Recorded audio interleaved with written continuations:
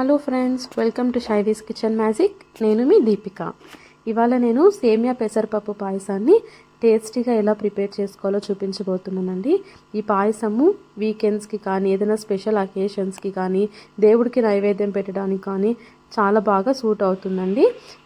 ఈ పాయసం ఎలా ప్రిపేర్ చేసుకోవాలో చూసేద్దాము. ముందుగా ఒక ఫ్రై ప్యాన్ స్టవ్ పైన పెట్టుకోవాలండి. ఇందులోకి ఒక టేబుల్ స్పూన్ దాకా నెయ్యిని యాడ్ చేసుకోవాలి. నెయ్యి కరిగిన తర్వాత జీడిపప్పు, ఎండు ద్రాక్షను వేసేసి లో ఫ్లేమ్లో కలర్ చేంజ్ అయ్యేదాకా ఫ్రై చేసుకొని ఇలా గోల్డెన్ బ్రౌన్ వచ్చిన తర్వాత వీటిని తీసి పక్కన ఉంచుకోవాలి. తర్వాత ఇంకొక ఫ్రై ప్యాన్ స్టవ్ పైన పెట్టుకొని ఇందులోకి ఒక టేబుల్ స్పూన్ దాకా నెయ్యిని యాడ్ చేసుకోవాలి. ఈ నెయ్యి బాగా కరిగిన తర్వాత ఇందులోకి నేను చూపిస్తున్న కప్పు ఉంది కదండి, ఈ కప్పుతోటి నిండుగా ఒక కప్పు దాకా సేమియాని తీసుకోవాలి. మీరు ఇంట్లో ఏ కప్పు ఉంటే ఆ కప్పును తీసుకొని అన్నీ కూడా అదే కప్తోనే మెజర్ చేసుకోవాలి. అప్పుడే పాయసం అనేది పర్ఫెక్ట్గా కుదురుతుందండి. ఇక్కడ ఈ సేమియాని లో ఫ్లేమ్లో బాగా ఫ్రై చేసుకోవాలి. లో ఫ్లేమ్లో మాత్రమే ఫ్రై చేసుకోవాలి.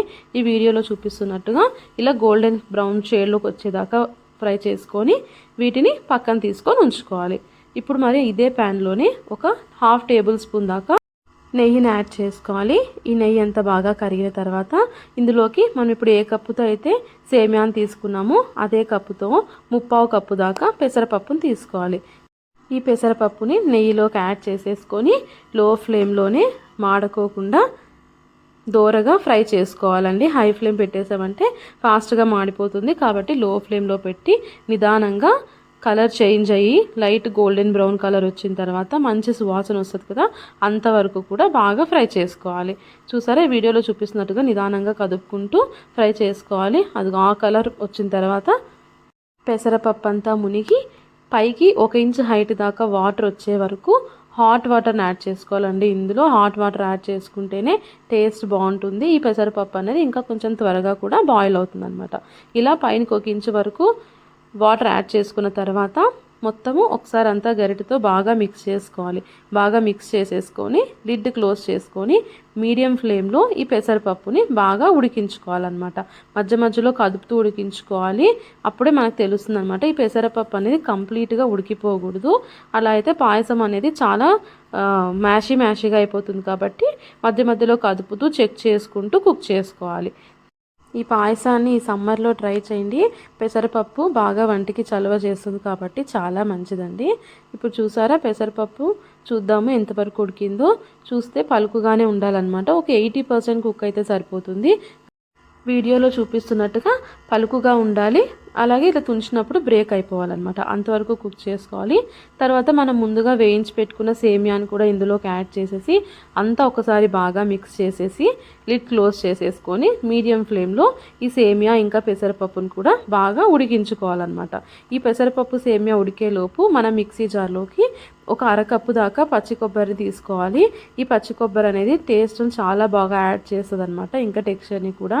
అలాగే ఇందులోకి 8 నుంచి 10 వరకు యాలక్కాయలను కూడా తీసుకోవాలి. అలాగే ఒక టేబుల్ స్పూన్ దాకా గసగసాలను కూడా యాడ్ చేసేసి మిక్సీలో కోర్స్గా బ్లెండ్ చేసుకోవాలి. ఇదిగో ఈ వీడియోలో చూపిస్తున్నాను కదా, ఇలాగా కోర్స్గా బ్లెండ్ చేసుకోవాలి. మరీ మెత్తగా గ్రైండ్ చేసేసుకున్నామంటే ఈ పాయసం అనేది బాగా చిక్కగా అయిపోతుంది అనమాట. ఇప్పుడు ఇక్కడ చూసారంటే ఈ సేమియా పెసరపప్పు వాటర్ని బాగా అబ్జర్వ్ చేసుకొని బాగా కుక్ అయిపోయి ఉంటాయి. 100% కుక్ అయిపోయి ఉంటాయి. ఇప్పుడు ఈ స్టేజ్లో మనము స్వీట్ని యాడ్ చేసుకోవాలి. చూసారా, సేమియా కూడా బాగా కుక్ అయిపోయింది. ఇప్పుడు ఇందులోకి మనము స్వీట్ని యాడ్ చేసుకోవాలి. స్వీట్ కోసము నేను ఇక్కడ చక్కెర బదులు బెల్లం వాడుతున్నాను. బెల్లంతోనే టేస్ట్ చాలా బాగుంటుందండి ఇది. ఇక్కడ మనం సేమియా పెసరపప్పు రెండు కలిపి 1.5 తీసుకున్నాం కదా, సేమియా ఏమో 1 కప్పు, పెసరపప్పు 3/4 కప్పు తీసుకున్నాం కాబట్టి స్వీట్ అనేది 1.5 కప్పు అయితే పర్ఫెక్ట్గా సరిపోతుందండి. ఇంకా కొంచెం స్వీట్ ఎక్కువ తినే వాళ్ళైతే 1 or 2 టేబుల్ స్పూన్స్ బెల్లాన్ని కూడా యాడ్ చేసుకోవచ్చు. బట్ ఈ 1.5 కప్పు స్వీట్ అనేది పర్ఫెక్ట్గా సరిపోతుందన్నమాట. సో ఈ బెల్లం అంతా కరిగేదాకా లిడ్ క్లోజ్ చేసుకొని ఉడికించుకోవాలి. ఇలా బెల్లం అంతా బాగా కరిగిన తర్వాత కాచి చల్లార్చిన పాలను 3 కప్పుల దాకా యాడ్ చేసుకోవాలి. ఈ పాలు అనేవి మరీ వేడిగా ఉండకుండా చూసుకోండి. ఎందుకంటే మనం బెల్లం యాడ్ చేసాం కదా, ఈ పాలు అనేవి విరిగిపోయే ఛాన్స్ ఉంటుంది. కాబట్టి మరీ చల్లగా కాకుండా గోరువెచ్చగా ఉన్న పాలను కూడా యాడ్ చేసుకోవచ్చు, కానీ మరీ వేడి పాలను మాత్రము యాడ్ చేసుకోవద్దండి. ఈ పాలన్నీ యాడ్ చేసిన తర్వాత ఒకసారి అంతా బాగా పాలతో కలిసేలా మిక్స్ చేసేసుకొని లిడ్ క్లోజ్ చేసేసుకొని మీడియం ఫ్లేమ్లో పాలు అనేవి కొంచెం బాయిలింగ్ వచ్చేదాకా మరిగించుకోవాలన్నమాట. ఎక్కువ కాదు, కొంచెం లైట్గా బాయిల్ అయితే చాలు, ఎందుకంటే ఆల్రెడీ బాయిల్ చేసిన పాలే కాబట్టి. ఇలాగా కొంచెం లైట్గా బాయిలింగ్ వచ్చినప్పుడు ఇంకొకసారి అంతా గరిటెతో బాగా మిక్స్ చేసి మనం మిక్సీ పట్టుకున్న పచ్చి కొబ్బరి పేస్ట్ ఉంది కదండి, ఆ పచ్చి కొబ్బరి పేస్ట్ని కూడా ఇందులోకి యాడ్ చేసేసి అంతా ఒకసారి బాగా మిక్స్ చేసుకోండి. బాగా మిక్స్ చేసిన తర్వాత చివరిగా మనము నెయ్యిలో వేయించి పెట్టుకున్న జీడిపప్పు, ఎండు ద్రాక్షలను కూడా ఇందులోకి యాడ్ చేసేసి లిడ్ క్లోజ్ చేసేసుకొని ఒక 2 minutes బాయిల్ చేసుకొని స్టవ్ ఆపేసామంటే టేస్టీ పెసరపప్పు సేమియా పాయసం రెడీ అండి. డెఫినెట్గా ట్రై చేసి మీ కామెంట్ని నాకు షేర్ చేయండి. ఇంకా ఈ రెసిపీని మీ ఫ్రెండ్స్ అండ్ ఫ్యామిలీతో కూడా షేర్ చేసుకోండి. ఇంకా నా ఛానల్ ఎవరైనా సబ్స్క్రైబ్ చేసుకోకపోతే డెఫినెట్గా సబ్స్క్రైబ్ చేసుకోండి అండ్ లైక్ కూడా చేయండి.